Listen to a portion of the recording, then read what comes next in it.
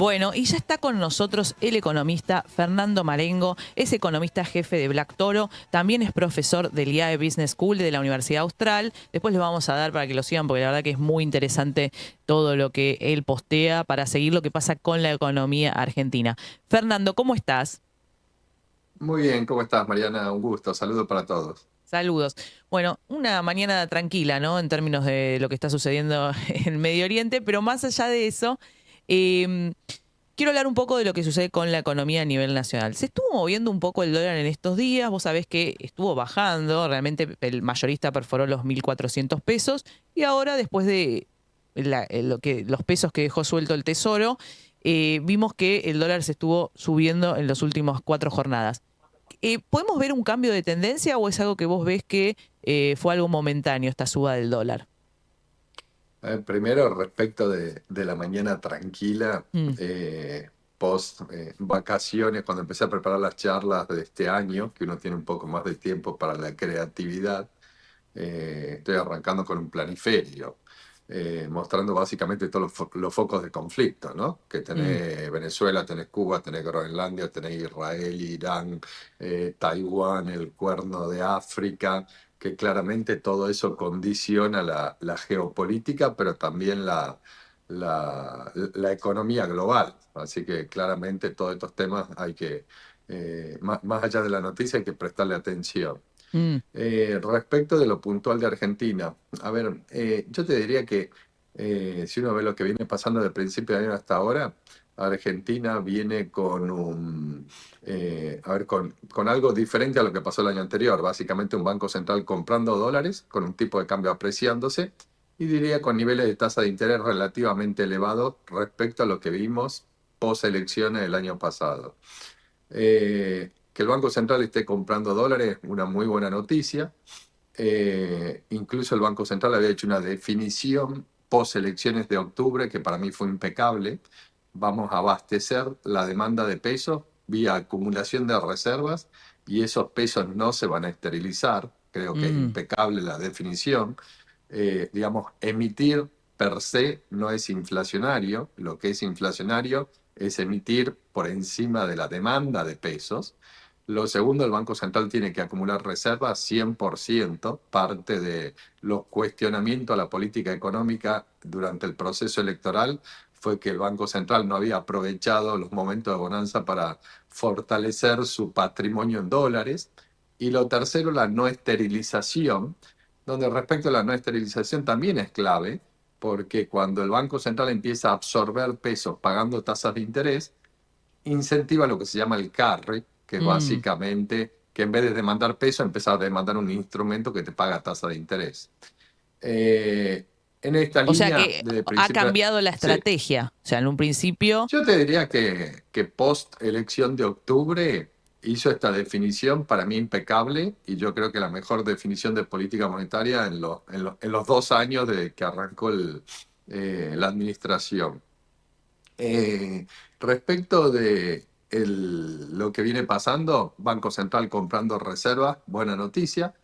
Hasta la semana pasada era con un tipo de cambio apreciándose y esta apreciación nos está hablando de que la oferta de dólares es mayor que los dólares que compraba el Banco Central, por eso se mm, apreciaba el tipo de cambio.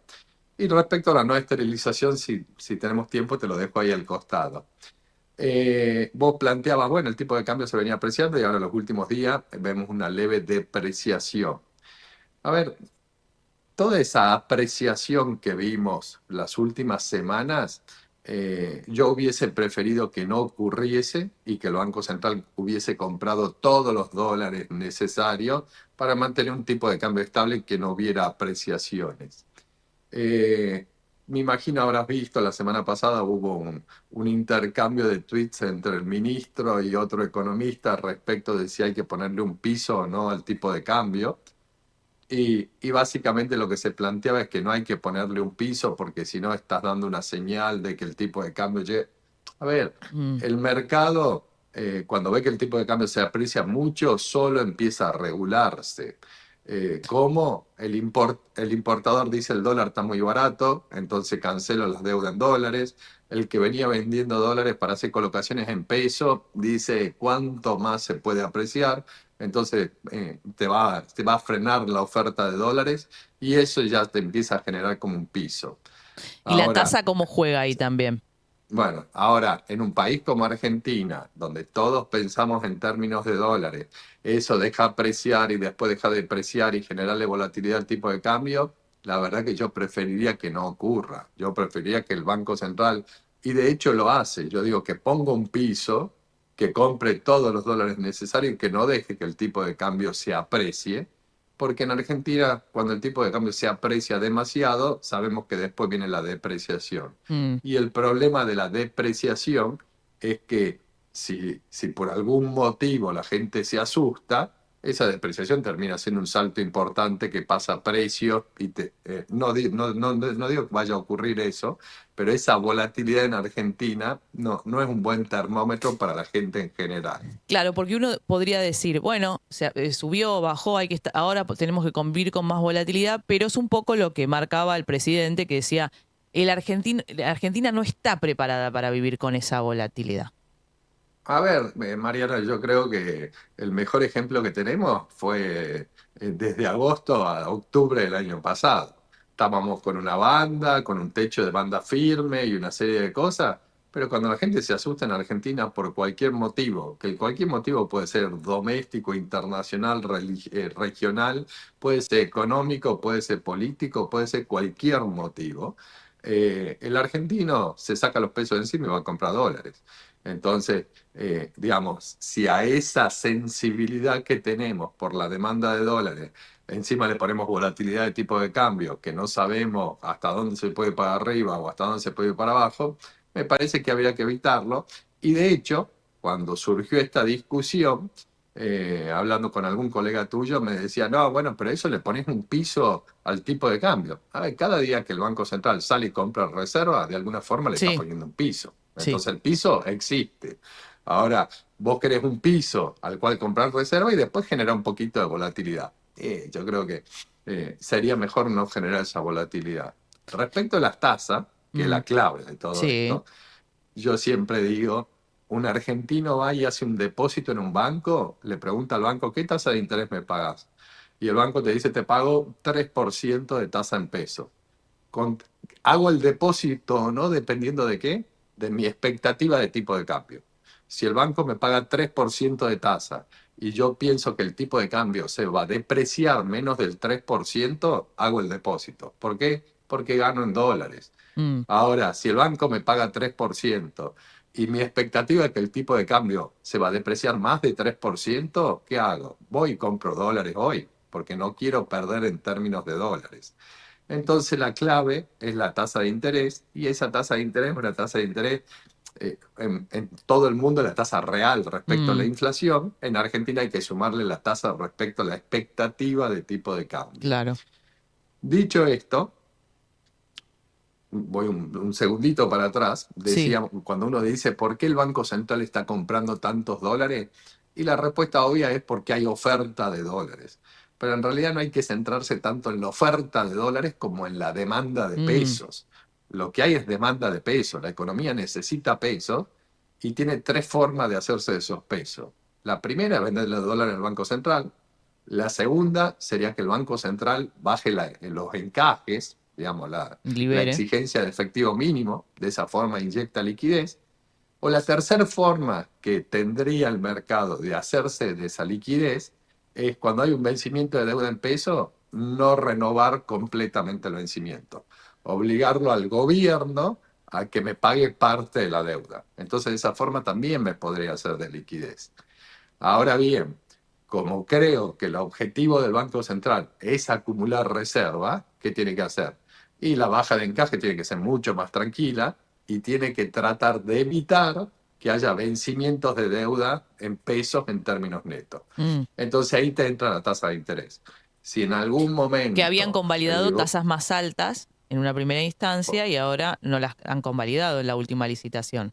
a ver, no la convalidan en el sentido de las tasas están bajando respecto a lo que venimos viendo desde el 10 de enero, pero si te fijas contra el 10 de diciembre son tasas todavía más altas. Mm, Y ahí yo te diría, hay tres componentes. El primer componente es que empezamos el año con un tema de liquidez que hizo que las tasas hasta el 10, 15 de enero fueran exorbitantemente elevadas por un problema de liquidez que ya se resolvió. El segundo, el nuevo esquema cambiario, donde el techo de la banda no es fijo, sino que es endógeno, que depende de la inflación pasada, te genera alguna incertidumbre sobre el tipo de cambio futuro, dado que no sabemos a ciencia cierta dónde está el techo de la banda. Y de nuevo, el argentino que piensa en dólares y no sabe ante un eventual escenario negativo hasta dónde se podría ir el tipo de cambio y te demanda un poco más de tasa para quedar en peso. Mm, Respecto de la del 10 de diciembre, ¿no? mm, Y el tercer componente es que como el Banco Central tiene como prioridad la acumulación de reservas, no puede dejar que venza deuda en términos netos. mm, Entonces, como no, o tiene que tratar de evitar, entonces para tratar de evitar que venza deuda en términos netos, bueno, por ahí eso hace que el nivel de tasa de interés sea un poco más alta. mm. Lo que vos decís, Mariana, es correcto. Vos decís, bueno, pará, pero si yo veo la tasa de hoy contra el 10 de diciembre, es más baja, es cierto.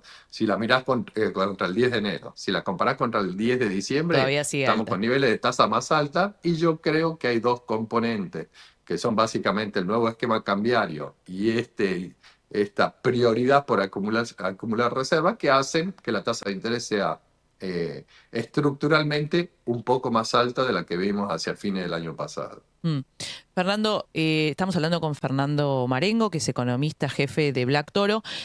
No, te quiero un poco también, para la gente que nos está escuchando, tenemos que referirnos a la situación internacional. ¿Qué podemos esperar en términos económicos que ocurra a partir del lunes? Porque los mercados ya están reaccionando, obviamente, y el lunes vamos a ver la reacción a esto que sigue escalando, ¿no?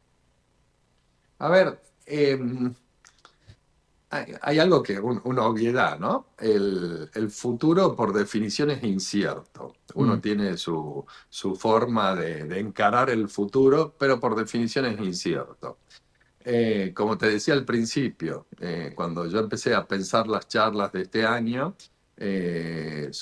a ver, yo dije, está bien, vamos a hablar de temas económicos, pero no podemos obviar todos los focos de conflictos geopolíticos. De nuevo, son Venezuela, Cuba, Groenlandia, Israel, Irán, el Cuerno de África, Taiwán. Hay conflictos digamos, sí. por todos lados.